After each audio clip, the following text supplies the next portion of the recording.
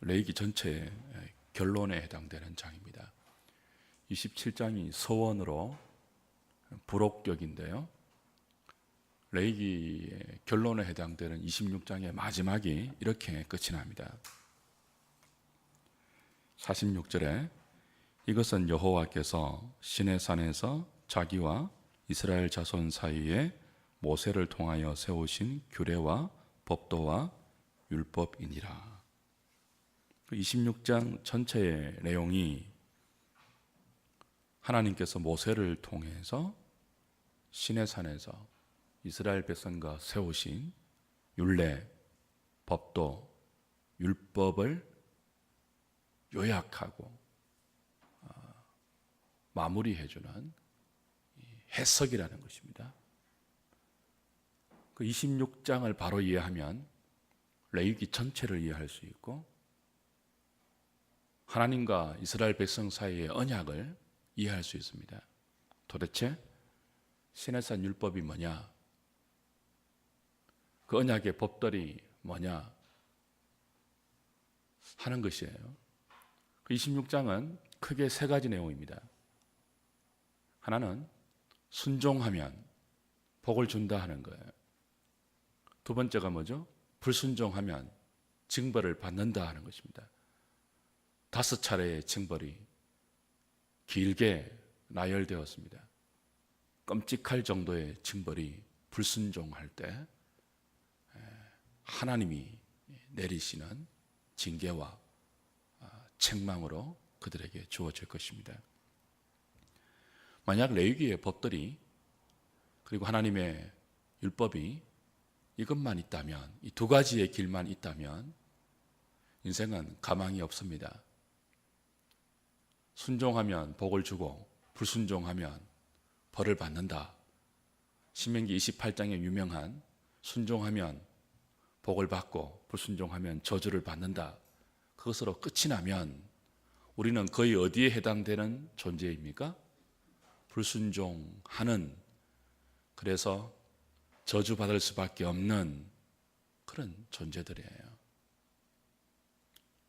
근데 레위기의 마지막 부분은 제3의 길을 우리에게 약속하고 있습니다. 그게 뭐죠? 회개하고 자복하고 돌아오면 하나님께서 언약을 기억하시고 그들을 버리지 아니하고 미워하지 아니하고 그들을 건진다 하는 제3의 길입니다. 자복의 길, 회개의 길. 오늘 본문이 시작되는 40절을 보십시오.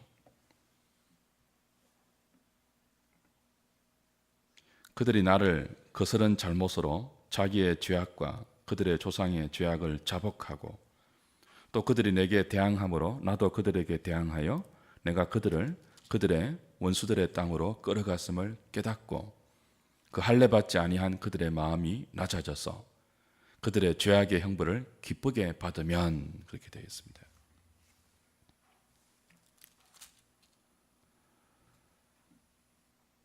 자복하는 길, 자기의 죄악과 조상의 죄악을 자복하는 것. 자복 이전에 하나님을 거스른 잘못을, 그죠? 깨닫는 것이 필요하겠죠. 깨닫고 자복하는 것. 이게 하나님이 마련해 주신 살 길입니다. 율법에 가장 중요한 거예요. 근데 잘못을 깨닫고 자복하는 것이 뭐냐? 자기의 죄악과 조상의 죄악을 자복하는 것이 뭐냐? 첫 번째 요소가 방금 말씀드린 것처럼 깨닫는 거예요. 어디서 잘못했고 무엇을 잘못했고 왜 이것이 잘못인가 깨닫는 거죠. 나도 그들이 내게 대항함으로 나도 그들에게 대항하여 내가 그들을 그들의 원수들의 땅으로 끌어갔음을 깨닫고. 그러니까 앞에 39절까지가 무슨 내용이었죠? 불순종할 때 징벌을 주는 거예요. 5차례의 징벌이었습니다. 마지막 징벌이 뭐죠? 끌려가는 거예요. 바벨론의 포로로 끌려가는 거예요. 끌려가서 깨달으면 그런 뜻이죠. 히브리서 기자는 이렇게 말합니다. 만약 너희들에게 징계가 없으면 사생하다 그랬습니다. 하나님의 자녀들은 언약의 백성들인데 지금 이 언약을 말하는 거예요. 언약을. 시내산에서 모세를 통해서 주신 시내산 언약을 말하는 거예요. 언약의 중요한 요소가 뭐죠? 불순종하면 징벌을 준다는 거죠. 왜 징벌을 주죠?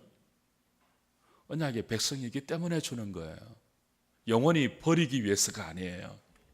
그러니까 순종, 불순종, 순종할 때 따르는 복, 불순종할 때 따르는 징벌, 저주, 이것이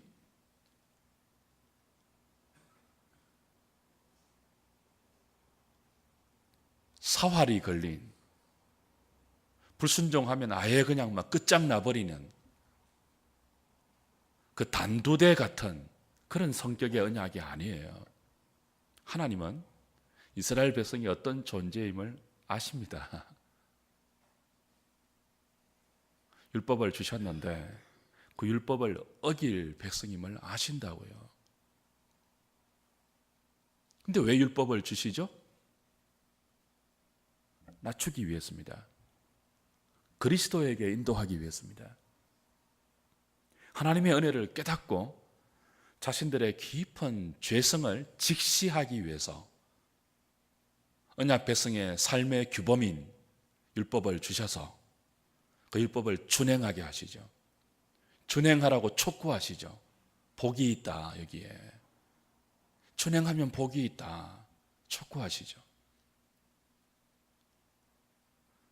그 율법 아래서 순종의 길, 복받는 길을 가려고 몸부림치는 그들이 발견하는 것이 무엇인 줄 아십니까? 복받는 길로 가는 자기 자신이 아니고 저주받는 길로 너무나 자연스럽게 가는 인생의 실존입니다. 하나님이 분명하게 제시하셨잖아요. 너 그리로 가면 죽어. 그건 사망의 길이야. 제시하셨잖아요. 근데 인간은요, 너무나 본능적으로 그 사망의 길을 갑니다. 불순종의 길을 간다고요. 자기를 위한 길을 갑니다. 하나님과 이웃을 위한 길을 가지 않고 끝없이 자기를 위해서 가다가 결국 그 종착점인 율법이 말하는 사망, 징벌의 처참함을 맛보게 되죠. 율법의 의미가 무엇입니까? 바울은 로마서에서 이렇게 분명하게 가르칩니다. 율법은 죄를 깨닫게 함이라. 율법이 없은적 죄가 무엇인지 알지 못했을 것이라. 율법이 죄를 규정해 주지 않으면, 율법이 죄 아래에 있는 우리의 처참한 본질을 똑바로 직시하게 해주지 않으면 아무도 구원의 은혜를 은혜로 여기지 않습니다. 율법은 구원받기 위해서 주어진 법이 아니에요. 출애굽시키고 나서 시내산에 모아 너희들은 이렇게 살아야 한다 라고 주신 법이에요. 근데 왜 거기에 저주가 달려있죠? 자신이 누구인지를 똑바로 깨닫게 하기 위함이죠. 하나님의 간섭이 없으면요, 하나님의 도우심과 은혜가 없으면요, 우리는 구원받고 나서도 저주의 길로 갈 수밖에 없는 존재들입니다. 우리 그거 매일 지금까지 경험한 것 아닙니까? 마음은 원이로되 욕심이 약하여서 하나님과 이웃을 위한 길로 가지 않고 결정적인 때는 또 자기를 선택하죠. 우리는. 여러분 그렇지 않습니까? 결정적인 때 여러분이 하나님을 선택하던가요? 우리의 힘으로? 발등에 불이 떨어지면 자기 살기에 급급한 존재가 인생입니다. 그걸 율법이 보게 하죠. 그럼 우리는 어떻게 해야 정신을 차릴까요? 징계이죠. 징계가 없은 적 사생아인 적, 5차례 이르는 징벌. 오늘 레위기 26장 어제 보았던 본문, 그죠? 14절에서 39절까지 이르는 1절부터 13절까지의 거의 3배에 달하는 분량, 이게 징벌이거든요. 불순종할 때 떨어지는 하나님이 주시는 징벌이에요. 1절부터 13절까지도 주어가 내가입니다. 내가 하나님이에요. 내가 철따라 비를 주고, 내가 그 땅에 평강을 주고, 내가 너희들을 보호하고, 내가 너희들과 함께 해주겠다. 하나님이 그랬단 말이에요. 순종할 때. 근데 14절부터 39절까지 5차례 이르는 끔찍한 징벌도 주체가 내가입니다. 내가 벌을 준다입니다. 내가. 하나님이 주시는 거예요. 왜 주시죠? 오늘 본문을 위해서죠. 오늘 본문을. 5차례 마지막 징벌인 바벨론에 끌려가서 너희들이 깨달으면, 너희들이 나를 대항해서 내 율법을 거스르고 내 규례를 멸시하고 나를 무시한 것을 깨달으면, 그것이 죄인 줄을 깨달으면, 그래서 자복하면, 할례받지 아니한 너희의 마음이 낮아지면, 낮아진 마음으로 내가 준 이 징벌을 기쁘게 받으면 그렇게 되죠. 내 언약을 기억할게. 그렇게 되죠. 여기 42절의 언약은 시내산 언약이 아니에요. 무슨 언약이죠? 너희들의 조상 아브라함과 이삭과 야곱과 맺은 언약이라고 이야기합니다. 시내산 언약, 율법을 받기 이전의 언약이에요. 그 무슨 언약이죠? 42절, 내가 야곱과 맺은 내 언약과 이삭과 맺은 내 언약을 기억하며 아브라함과 맺은 내 언약을 기억하고 그 땅을 기억하리라. 자, 지금 이들이 무엇을 어겨서 징벌을 받고 있죠? 시내산 언약을 어겨서 징벌을 받고 있습니다. 이제 이건 레위기 당시의 시점으로 본다면 미래에 일어날 예언이겠죠. 그죠? 이제 그들이 끌려갈 것이란 말이에요. 시내산 언약을 어겨서, 율법을 어겨서, 불순종해서 징계로 수없는 고통을 당하다가 마침내 바벨론의 포로로, 아수르에 망하고 바벨론의 포로로 잡혀갈 거예요. 그게 끝이 아니에요. 이제 너희들 끝. 불순종했으니 보기 좋다. 잘 됐다. 나를 배반하더니 잘 됐다. 까불더니 잘 됐다. 끝. 너희들은 멸망. 그러지 않아요. 부모가 자식을 종아리를 걷어 때릴 때는 자식의 종아리에 난 피멍보다 부모의 가슴에 더 큰 아픔이 맺히는 것입니다. 왜 때리죠? 눈물을 삼키면서 왜 때리죠? 회초리가 없으면 아이들의 지독한 죄성이 잡히지 않아요. 폐악하게 된다고요. 회초리 없이 키운 아이들은 길거리에서 땡깡 부립니다. 회초리가 필요해요. 인생에게는. 저게 내 자식인데 인간구실 하고 살도록 만들어야지. 그래서 때로 진짜 아버지는, 진짜 어머니는 진짜 자식을 때린다고요. 그 안에 있는 죄성이 폭발해서 스물스물 기어 나올 때마다 징계한다고요. 징계가 없으면 방자해집니다. 징계가 없으면 지가 최고인 줄 알아요. 우리가 그렇잖아요.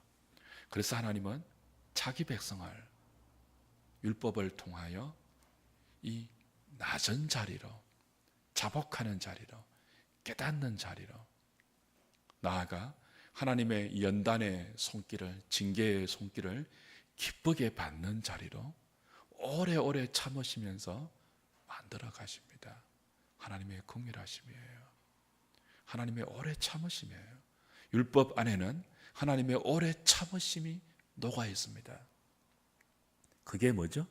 불순종하면 벌 받는다입니다. 그 오래 참으심을 통하여서 그 벌을 주는 가슴 아픈 하나님의 인고의 시간을 통하여서 우리는 참된 그의 백성들은 마침내 이 자복하는 자리로, 끌려간 그 자리에서, 매맞는 그 자리에서, 마치 버려둠 같은 그 자리에서, 우리가 어릴 때는요, 아버지가 때리면, 어머니가 때리면 나는 다리 밑에서 주워온 아이인가, 그렇게 여길 수 있습니다. 철이 들면 알게 되죠. 그들은 끌려간 그 자리에서 하나님의 참된 언약의 백성들은 깨닫습니다. 내가 하나님을 거슬렀구나, 하나님을 멸시했구나, 그분의 규례를 준행치 않음으로 하나님을 멸시했구나, 은혜 베푼 하나님을 멸시했구나. 그리고 할례 받지 않는 마음, 그 높아진 마음이거든요. 껍데기 할례는 받았죠. 이스라엘은 난지 8일 만에 다 할례를 받았어요. 근데 진짜 할례, 마음의 할례, 자신의 마음을 낮추는 할례, 하나님 앞에 자신의 죄인됨을 고백하고 하나님의 은혜가 아니면 죽을 수밖에 없는 자신을 온전히 그 은혜에 의탁하는 마음의 할례, 이 낮아진 마음, 그건 징계를 통해서 되는 것입니다. 그래서 41절에 보십시오. 그 할례 받지 아니한 그들의 마음이 낮아져서, 그렇죠? 끌려가서 그렇게 된다는 거예요. 누가요? 남은 자들이, 참된 백성들이, 참된 그의 백성들이. 그래서 우리의 믿음이 진짜인지 가짜인지는 시험을 당해봐야 하는 것입니다. 우리 야고보서 때 이미 확인하고 있죠? 시험은 우리의 믿음을 검증하는 역할을 해요. 시련 앞에 서면 저 사람의 믿음이 진짜 믿음인지 가짜 믿음인지가 검증이 되는 거죠. 바벨론에 끌려갔을 때, 언약을 어기고 하나님의 징벌을 받을 때에 그들의 마음의 할례가 이루어지면 진짜 하나님 백성이에요. 그래서 마음이 낮아져서 어떻게 하죠? 징벌을 기쁘게 받는 거예요. 기쁘게. 하나님, 이게 왜 떨어지는 하나님의 징벌인 줄 알겠습니다. 이게 없으면 나는 인간이 안 됩니다. 나는 하나님 백성이 되지 않습니다. 그걸 아는 거죠. 기쁘게 받아요. 기쁘게.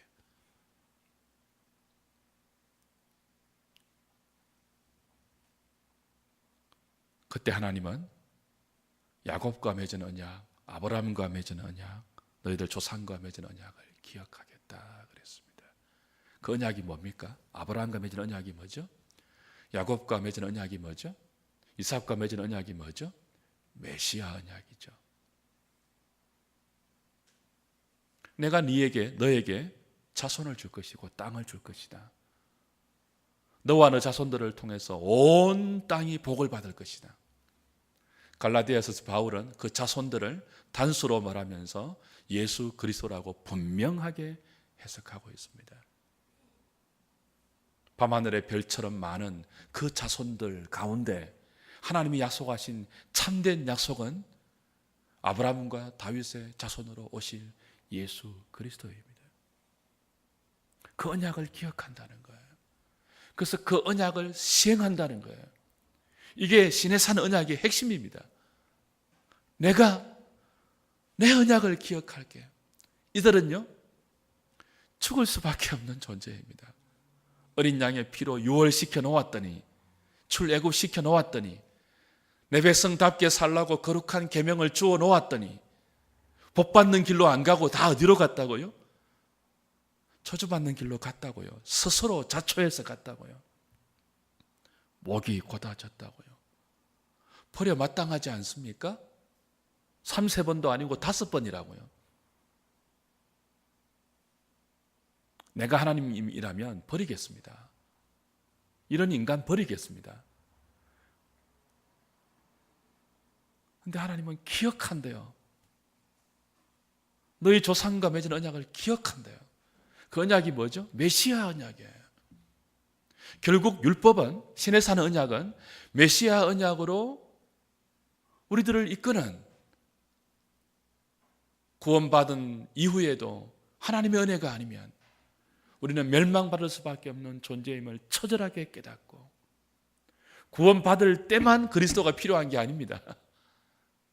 구원받고 나서 더 필요합니다. 주님을 찾게 만드는, 근성으로 찾는 것이 아니고, 그저 복받기 위해서 찾는 것이 아니고, 온 마음을 다해서 주님을 찾도록 율법이 우리에게 몽학선생의 기능을 하죠. 그것이 레위기의 결론입니다.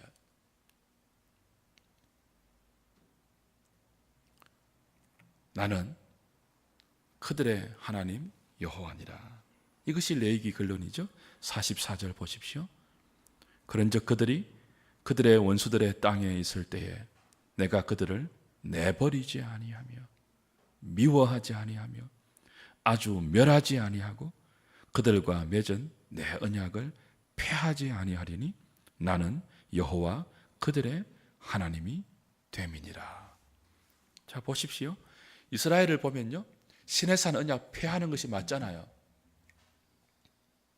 율법을 어겼으니까 저주하고 끝내버리면 되잖아요. 할 말 없잖아요. 그래도 행한 대로 당하니까요. 그런데 마지막 길이 뭐죠? 내 언약을 기억하는 거예요. 싫어버리지 아니하는 거예요. 미워하지 아니하는 거예요. 아주 멸하지 아니하는 거예요. 아주 멸해서 마땅한 그들을 아주 멸하지 아니하는 거예요. 버려 마땅한 그들을 버리지 않는 거예요. 미워해야 마땅할 그들을 미워하지 않는 거예요. 여러분, 이걸 깨닫지 못하면 아직 기독교를 잘 모르는 것입니다. 그저 지키면 상, 못 지키면 벌. 그건 아니에요. 그건 아니에요. 그래서 우리 힘으로 어떻게 하든지 복 받으려고 잘 지키려고 하고, 두려워 벌벌 떨면서 그냥 이거만 안 지키면 죽는데, 아니요. 그걸 뛰어넘는 것입니다. 우리는 죽을 수밖에 없는 존재입니다. 매일매일 말씀 앞에서 확인하죠. 근데 이런 우리를 버리지 아니하고 미워하지 아니하고 아주 멸하지 아니하는 이유는 하나님의 긍휼하심이고, 그 긍휼하심으로 아브라함과 맺은 언약 때문입니다. 아브라함 보십시오. 마누라까지 팔아먹고 자기 지키려고 했던 우리 인생의 대변자 아닙니까? 믿음으로 사는가 싶었는데 돌아왔으면 뭐예요? 마누라 팔아먹는다고요. 그런 존재를 오래 참으면서 믿음의 조상 만들어 가신 하나님 여호와입니다. 나는 아브라함의 하나님 여호와니라. 그게 레위기의 결론이에요. 나는 너희들의 하나님 여호와니라. 그래서 메시아를 주시고, 그래서 새 언약 에스겔 36장 25절, 26절, 27절에서 약속하신 새 언약, 내가 내 영을 너희들의 마음에 부어주리니 너희들의 마음이 부드러워지고 내 율례를 기뻐할 것이다. 이제 우리는 억지로 율법을 지키지 않습니다. 육신이 연약하여 할 수 없는 이 율법을 로마서 8장 4절 성령은 하게 하시나니, 기쁨으로, 우리는 기쁨으로 이 하나님의 율법을 대합니다. 사랑으로 대합니다. 하나님이 이걸 기뻐하시군요. 하나님이 하지 말라 하는 이것을 하나님이 싫어하시는 것이군요. 알겠습니다. 하나님, 하나님이 나의 하나님 여호와니까, 언약의 하나님이니까, 나를 버리지 아니하는 하나님이니까 알겠습니다. 하나님, 기쁘게 이 율례를 이제는 감사함으로 대하는 거죠. 복을 주든지 저주를 받든지 그 차원을 뛰어넘어서 그리스도를 붙들고 그리스도가 주시는 성령의 능력으로 이제 우리는 이 율법이 내 발의 등이 되고 내 길의 빛이 되어서 하나님, 이것이 나의 내비게이션입니다. 내 인생의 내비게이션입니다. 나를 괴롭게 하려고 이 율법을 주신 것이 아니고 이제 이번 주에 볼 거예요. 자유케 하는 율법. 야고보서가 말하죠. 자유케 하는 율법. 거리로 우리를 인도하시는 거죠. 사랑하는 여러분, 이것이 레위기의 결론입니다. 그리스도를 붙들게 하고 번제로 시작되었거든요. 레위기가. 레위기 1장이 번제예요. 5대 제사로 시작된단 말이에요. 마지막이 뭐예요? 메시아 언약을 기억한다는, 그리고 이것이 신의 산 언약이다 라고 말하는, 그리고 나는 너희들의 하나님 여호와다 라고 말하는 것으로 레위기가 끝이 나요. 레위기의 처음부터 마지막은 그리스도를 바라보게 하는 것입니다. 그리스도가 약속하신 새 언약, 성령을 의지하게 하는 것입니다. 그래서 이제 우리의 해답은 그리스도와 성령입니다. 오늘 아침에 그 은혜 구하십시오. 하나님, 나는 주님이 필요합니다. 매 순간 주님이 필요합니다. 주님이 주시는 성령의 능력이 필요합니다. 그걸 주십시오.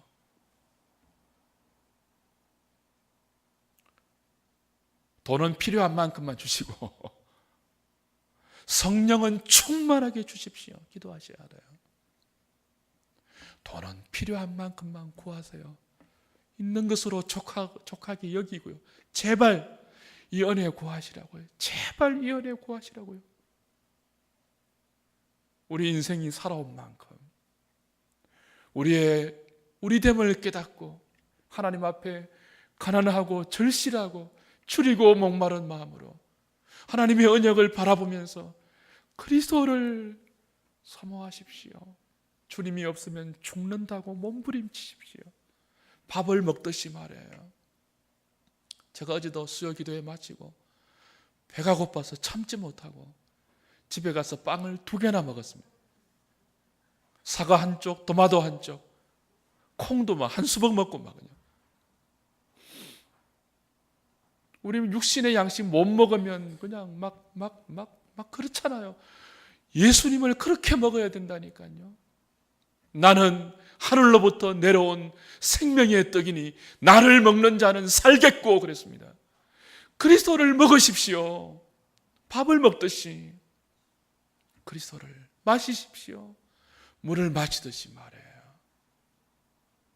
그래야 삽니다. 이 아침에 그 은혜 구하시면서 주님께로 나아가는 저와 여러분 될 수 있기를 부탁드립니다. 310장 찬송하죠.